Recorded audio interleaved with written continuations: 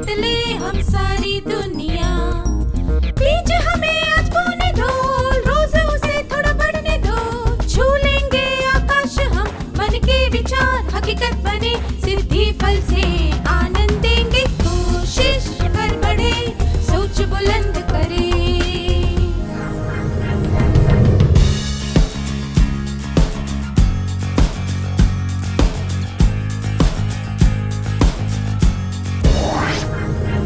नमस्ते छात्रों, क्या आप सब मजे में हैं?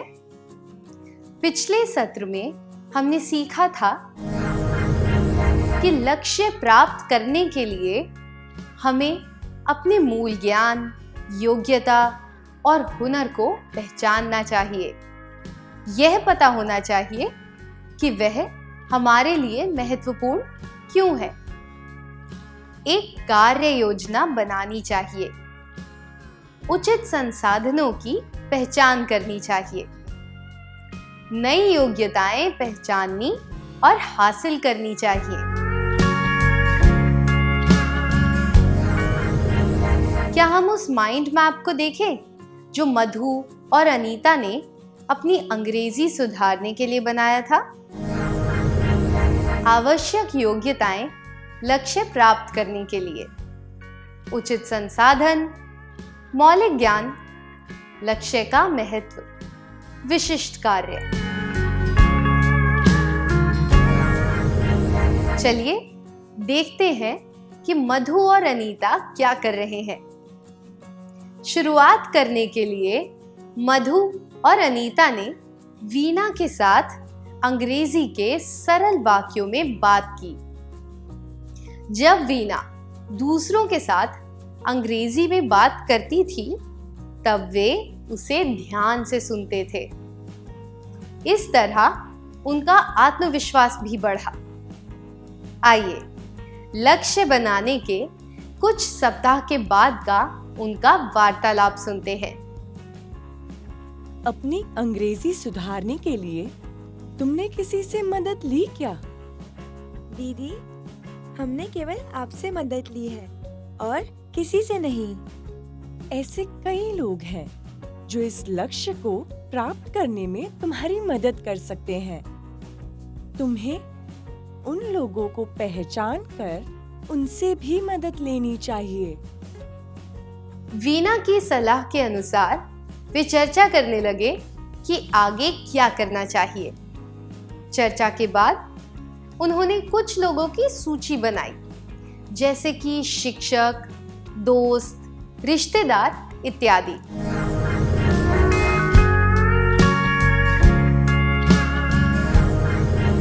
क्या आप दोनों इस दृश्य का अभिनय करके दिखा सकते हैं?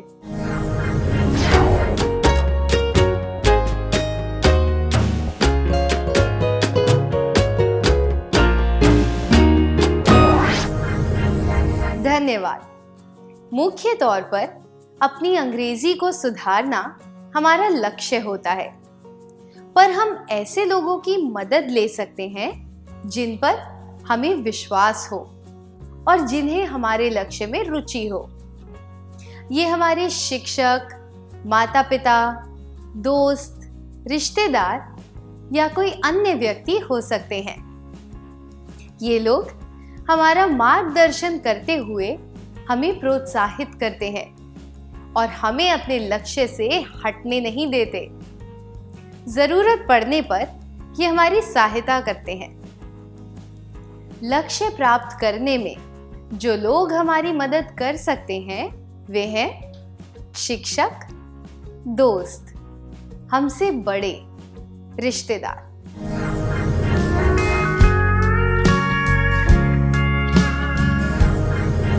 क्या आप इन्हें उस माइंड मैप में शामिल कर सकते हैं जो मधु और अनीता ने अपनी अंग्रेजी सुधारने के लिए बनाया था?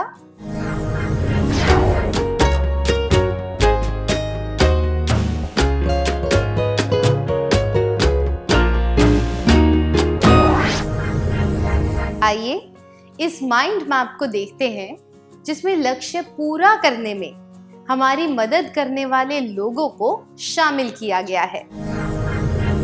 लक्ष्य प्राप्त करने के लिए आवश्यक योग्यताएं, उचित संसाधन, मौलिक ज्ञान, लक्ष्य का महत्व, विशिष्ट कार्य। लक्ष्य प्राप्त करने के लिए सहायक, शिक्षक, दोस्त, रिश्तेदार, हमसे बड़े। जो लोग लक्ष्य पूरा करने में हमारी मदद कर सकते हैं, हमें उन्हें पहचानना चाहिए। यह छठा चरण है। लक्ष्य प्राप्त करने के लिए हमें ऐसे लोगों को पहचानना चाहिए जो हमारी मदद कर सकते हैं। मधु और अनीता ने उन लोगों से मदद ली जिनका नाम उन्होंने सूची में लिखा था। एक दिन जब मधु बहुत उदास दिख रही थी, तब अनीता उससे बात करने लगी। आइए उनका वार्तालाप सुनते हैं। अरे मधु, तुम इतनी उदास क्यों हो? मुझे अंग्रेजी में बात करना नहीं सीखना। क्यों? क्या हुआ? मैं जब भी अंग्रेजी में बात करती हूँ, राजेश मेरा मजाक उड़ाता है। तुम्हारा मजाक तो केवल राजेश उड़ा रहा है, पर मेरी कक्षा में तो सभी विद्यार्थी मेरा मजाक उड़ाते हैं। आपने इस वार्तालाप से क्या सीखा? जब हम कोई नई भाषा सीखते हैं तो हमें आलोचना का सामना करना पड़ता है। हमसे उच्चारण और वाक्य रचना इत्यादि में गलतियां होती हैं। किसी बात का अर्थ समझने में हमसे गलती हो सकती है।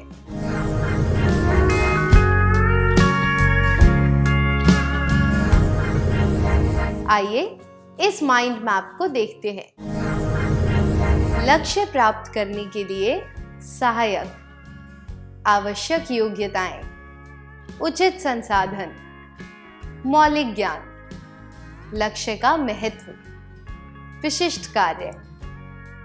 लक्ष्य प्राप्त करने के लिए रुकावटें, उच्चारण में गलतियां, वाक्य रचना में गलतियां, शब्दों का गलत अर्थ निकालना, आलोचना सहना।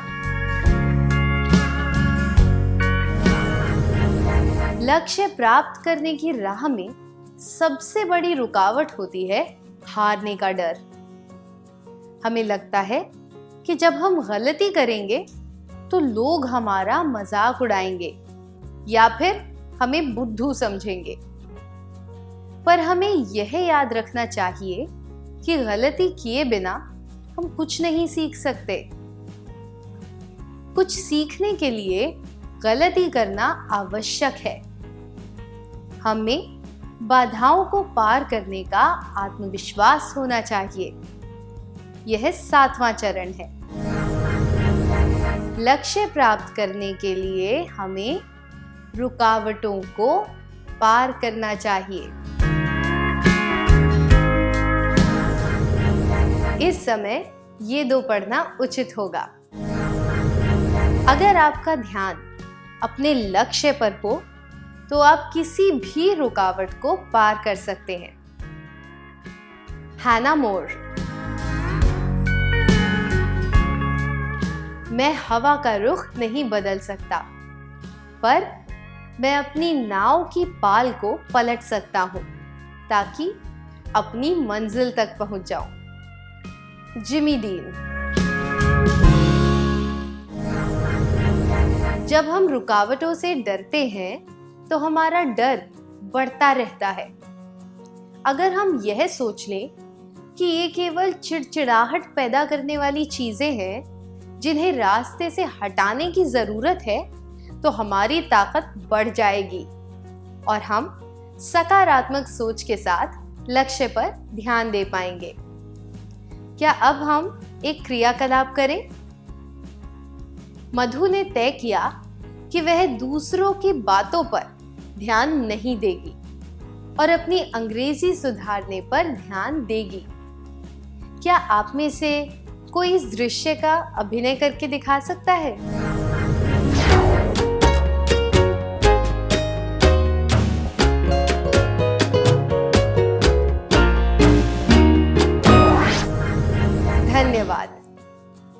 रवि गर्मी की छुट्टियों में अपनी दादी के घर गया था। वहां उसकी दोस्ती हरी के साथ हुई, जो उसी की उम्र का था। एक दिन हरी ने रवि को झरना देखने के लिए बुलाया। रवि ने झरना कभी नहीं देखा था, इसलिए रवि ने तय किया कि वह हरी के साथ साइकिल पर जाएगा। काफी दूर चलने के बाद भी झरना नजर नहीं आया। रवि यह सुनिश्चित करना चाहता था कि वे सही रास्ते पर जा रहे हैं या नहीं। क्या आप दोनों इस दृश्य का अभिनय करके दिखा सकते हैं?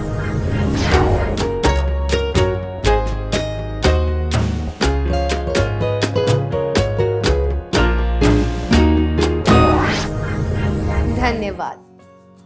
आपने क्या देखा?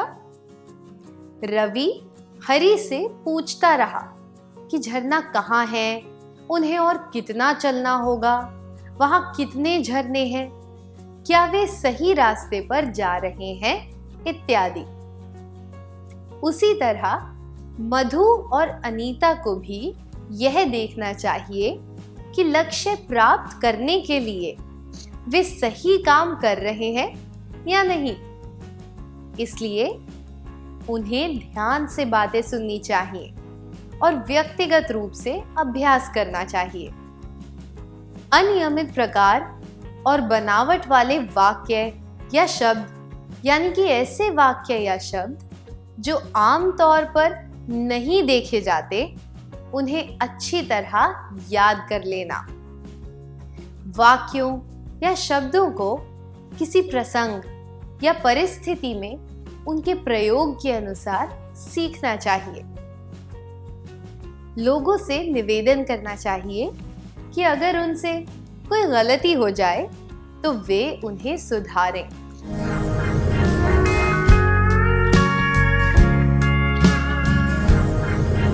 इन तरीकों से वे अपनी राह की रुकावटें दूर करते हुए अपने लक्ष्य तक पहुंच सकते हैं।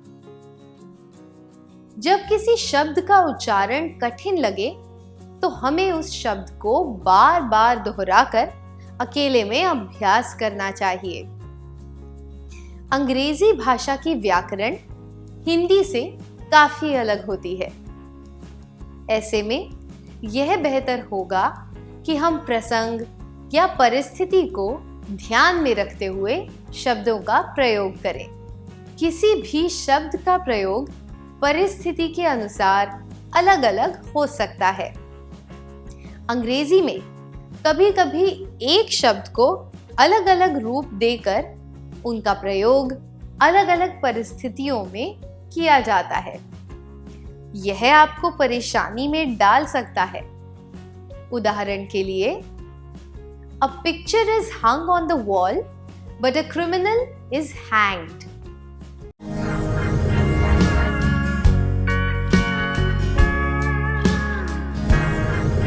इस वाक्य में hang शब्द के दो रूप बताए गए हैं। तस्वीर के लिए hung का प्रयोग होता है, पर किसी व्यक्ति के संदर्भ में hanged शब्द का प्रयोग होता है। ऐसे में उस शब्द के प्रत्येक रूप को याद कर लेना चाहिए। हम लोगों से भी निवेदन कर सकते हैं कि गलती होने पर वे हमें सुधारें। हम ऐसे अनुभवों से ही सीखते हैं। हमें अपनी रुकावटों को दूर करना चाहिए और यह जांचते रहना चाहिए कि हम सही रास्ते पर जा रहे हैं या नहीं। क्या आप इन बातों को माइंड मैप में शामिल कर सकते हैं?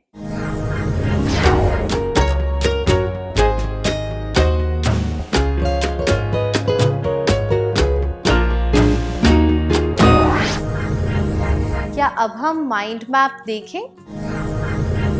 लक्ष्य प्राप्त करने के लिए रुकावटें, सहायक आवश्यक योग्यताएं, उचित संसाधन, मौलिक ज्ञान, लक्ष्य का महत्व, विशिष्ट कार्य। लक्ष्य प्राप्त करने के लिए प्रगति को आंकना, अंग्रेजी में बोलना और अपनी गलतियां सुधरवाना, अंग्रेजी में लिखना और जांचना, अंग्रेजी जानने वालों से अपनी गलतियां सुधरवाना। लक्ष्य प्राप्त करने के लिए अपनी प्रगति को जांचते रहना चाहिए। यह 8वां चरण है। लक्ष्य प्राप्त करने के लिए हमें अपनी प्रगति को जांचते रहना चाहिए। आइए देखते हैं मधु और अनीता क्या कर रहे हैं। अपने स्कूल के एक कार्यक्रम में मधु को 2 मिनट का भाषण देना था। उसने अपनी अंग्रेजी सुधारने का पूरा प्रयास किया और अच्छा भाषण दिया। एक पर्यटक को बाजार से कुछ सामान खरीदना था और अनीता ने दुकानदार के लिए उनकी बातों का अनुवाद किया। इस तरह अनीता और मधु दोनों ने मिलने वाले मौकों का फायदा उठाया और अंग्रेजी में अच्छी तरह लिखना और बोलना सीखा। सफलता प्राप्त करने के लिए हमें कुछ गुण होने चाहिए। लक्ष्य प्राप्त करने के लिए मुख्य तौर पर 2 गुण चाहिए। इन गुणों को बताने वाले शब्दों का पहला अक्षर दिया गया है। क्या आप बता सकते हैं कि ये शब्द कौन से हैं? पहला अ, संकेत। यह शब्द सुनकर आपको सेना का ख्याल आता है। दूसरा द्रि, नी, संकेत पक्का इरादा।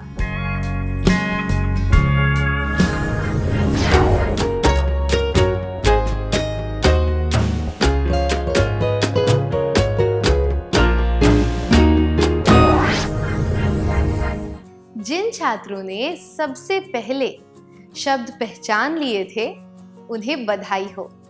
तो ये शब्द और गुण है, पहला अनुशासन, दूसरा दृढ़ निश्चय।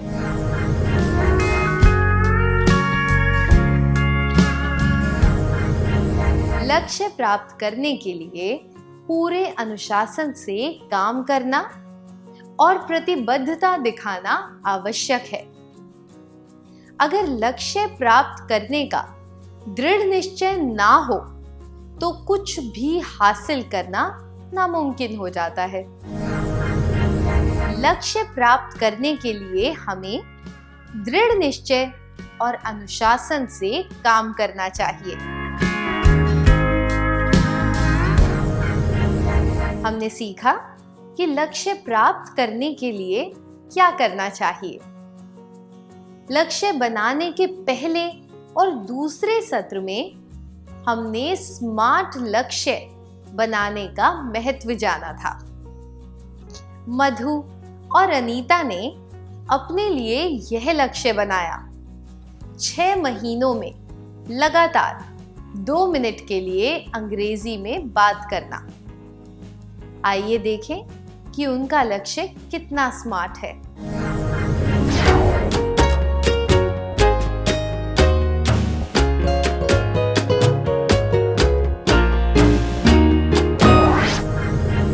क्या आपने देखा कि उनका लक्ष्य कितना स्मार्ट है? क्या हम आपके जवाब देख लें? स्पष्ट और निश्चित, अंग्रेजी में बात करना, मापा जाने वाला, 2 मिनट तक लगातार बात करना, साध्य, वास्तविक, समयबद्ध, 6 महीनों में। उनका लक्ष्य स्मार्ट था और उन्होंने अनुशासन और दृढ़ निश्चय के साथ काम किया, इसलिए वे अपना लक्ष्य प्राप्त कर पाए।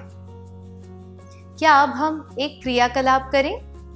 राजेश यह देखकर हैरान था कि अनीता और मधु ने 6 महीनों में अंग्रेजी में बात करना सीख लिया। वह जानना चाहता था कि उन्होंने यह कैसे किया।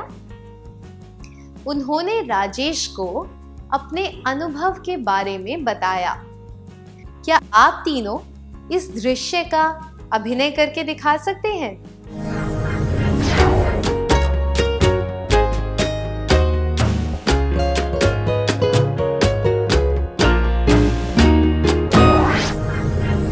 धन्यवाद। जब हम कोई लक्ष्य बनाते हैं तो हमें अपने जीवन में एक दिशा और स्पष्टता का आभास होता है। इससे हम अपने कार्यों पर ज्यादा नियंत्रण रख पाते हैं और जो काम हमारे लिए महत्वपूर्ण है उन पर ध्यान दे पाते हैं। हमें मालूम होता है कि हमें कुछ हासिल करने के लिए काम करना है और इससे हमें प्रोत्साहन मिलता है। इससे हमें यह भी पता चलता है कि कौन सा काम सबसे ज्यादा महत्वपूर्ण है। हम यह देख पाते हैं कि हम किस दिशा में जा रहे हैं और विस्तार से योजना बना पाते हैं। इससे हमें ताकत मिलती है। हम जब अपने लक्ष्य की तरफ बढ़ते हैं तो हम अपने अच्छे गुणों और कमजोरियों के बारे में जागरूक हो जाते हैं। लक्ष्य बनाने के फायदे: अपने काम में स्पष्टता, दिशा और नियंत्रण का आभास। प्रोत्साहन: यह पता होना कि कौन सा काम सबसे पहले करना है। ताकत: आत्म जागरूकता, सफलता के करीब पहुंचना।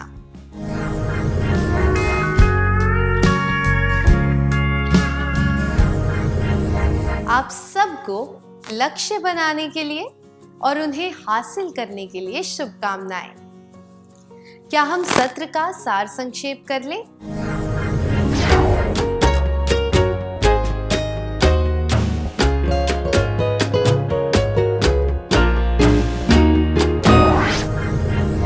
लक्ष्य प्राप्त करने के लिए हमें अपने मूल ज्ञान, योग्यता और हुनर को पहचानना चाहिए। यह पता होना चाहिए कि वह हमारे लिए महत्वपूर्ण क्यों है। एक कार्य योजना बनानी चाहिए। उचित संसाधनों की पहचान करनी चाहिए।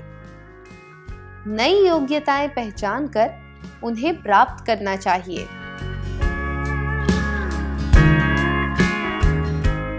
ऐसे लोगों को पहचानना चाहिए जो हमारी मदद कर सकते हैं। रुकावटों को पार करना चाहिए। अपनी प्रगति को जांचते रहना चाहिए। अनुशासन और दृढ़ निश्चय से काम करना चाहिए। लक्ष्य बनाने के फायदे: अपने काम में स्पष्टता, दिशा और नियंत्रण का आभास। प्रोत्साहन: यह पता होना कि कौन सा काम सबसे पहले करना है।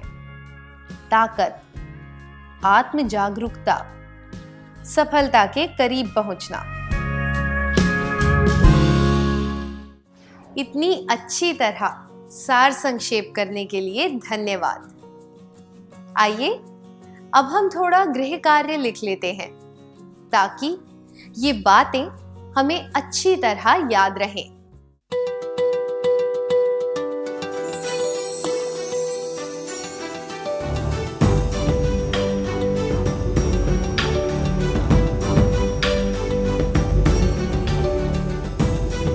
प्रश्न 1, आपका लक्ष्य है 3 महीनों में 2500 रुपए इकट्ठा करके एक अनाथालय में दान करना।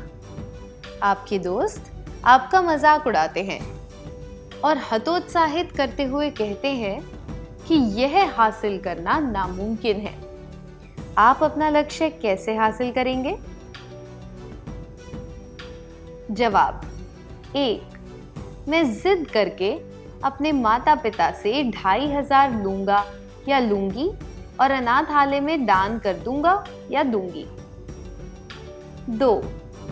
मैं ऐसे लोगों की सूची बनाऊंगा या बनाऊंगी जो दान दे सकते हैं और उनसे संपर्क करूंगा या करूंगी। 3. मैं पैसे इकट्ठा करने का विचार छोड़ दूंगा या दूंगी। प्रश्न 2. रफीक ने एक स्मार्ट लक्ष्य बनाया है कि वह शतरंज सीखना चाहता है। उसे शतरंज की बुनियादी जानकारी है और उसने एक शतरंज खरीदा। उसने अपनी बहन के साथ रोज 1 घंटा शतरंज खेलना शुरू किया। उसकी बहन को भी शतरंज की बुनियादी जानकारी थी। हर रोज उसने इस बात पर ध्यान दिया कि पिछले दिन के मुकाबले उसने कितनी तरक्की की है। अगर आप रफीक होते तो अपना लक्ष्य प्राप्त करने के लिए आप क्या करते? जवाब: 1. ऐसे लोगों के बारे में पता लगाता या लगाती जो मुझे अच्छी तरह शतरंज सिखा सकते हैं। 2. शतरंज सीखने की राह में आने वाली रुकावटों को पहचानकर उन्हें पार करता या करती। 3. जो लोग मेरी मदद कर सकते हैं उनके बारे में पता लगाता या लगाती और रुकावटों को पार करता या करती।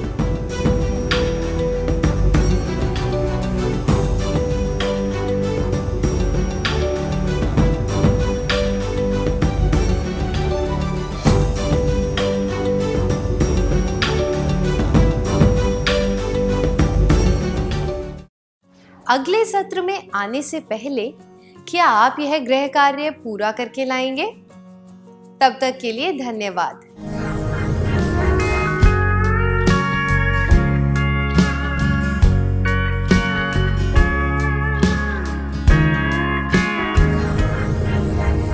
नमस्ते छात्रों, मुझे यकीन है कि पिछले सत्र में दिया गया गृह कार्य आपने पूरा कर लिया होगा। क्या हम जवाबों के बारे में चर्चा करें?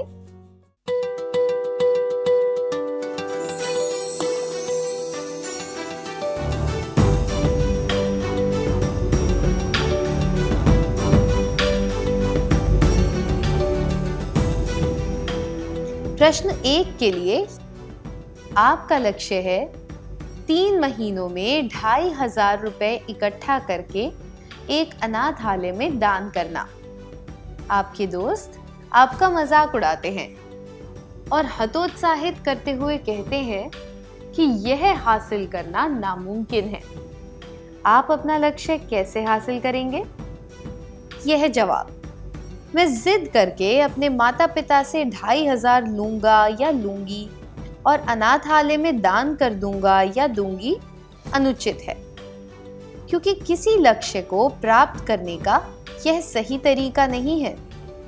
यह जवाब: मैं पैसे इकट्ठा करने का विचार छोड़ दूंगा या दूंगी भी अनुचित है। इससे पता चलता है कि आप राह में आने वाली रुकावटों को पार नहीं करना चाहते, जबकि यह जवाब: मैं ऐसे लोगों की सूची बनाऊंगा या बनाऊंगी जो दान दे सकते हैं और उनसे संपर्क करूंगा या करूंगी उचित है। यह दर्शाता है कि आप दृढ़ निश्चय और अनुशासन से अपना लक्ष्य प्राप्त करना चाहते हैं। आपने कौन सा उत्तर चुना?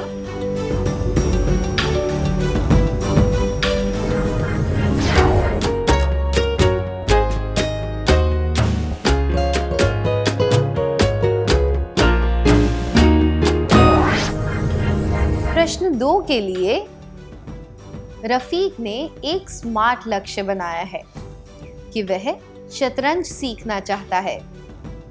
उसे शतरंज की बुनियादी जानकारी है और उसने एक शतरंज खरीदा। उसने अपनी बहन के साथ रोज 1 घंटा शतरंज खेलना शुरू किया। उसकी बहन को भी शतरंज की बुनियादी जानकारी थी। हर रोज उसने इस बात पर ध्यान दिया कि पिछले दिन के मुकाबले उसने कितनी तरक्की की है। अगर आप रफीक होते तो अपना लक्ष्य प्राप्त करने के लिए आप क्या करते? ये दोनों जवाब ऐसे लोगों के बारे में पता लगाता या लगाती जो मुझे अच्छी तरह शतरंज सिखा सकते हैं और शतरंज सीखने की राह में आने वाली रुकावटों को पहचान कर उन्हें पार करता या करती उचित है। पर इन दोनों में से केवल एक बात पर ध्यान देने से आप अपना लक्ष्य प्राप्त नहीं कर पाएंगे। इन दोनों बातों पर अमल करने से ही आपको अपना लक्ष्य प्राप्त होगा।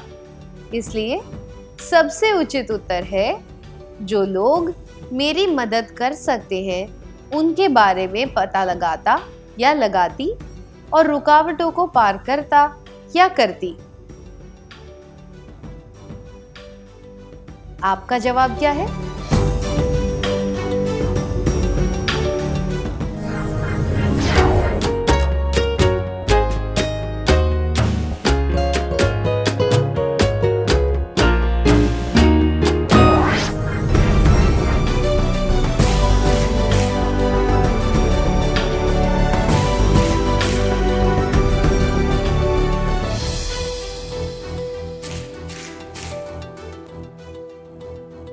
जिन छात्रों ने सबसे उचित उत्तर चुने थे उन्हें बधाई हो। चलिए अगला सत्र शुरू करते हैं।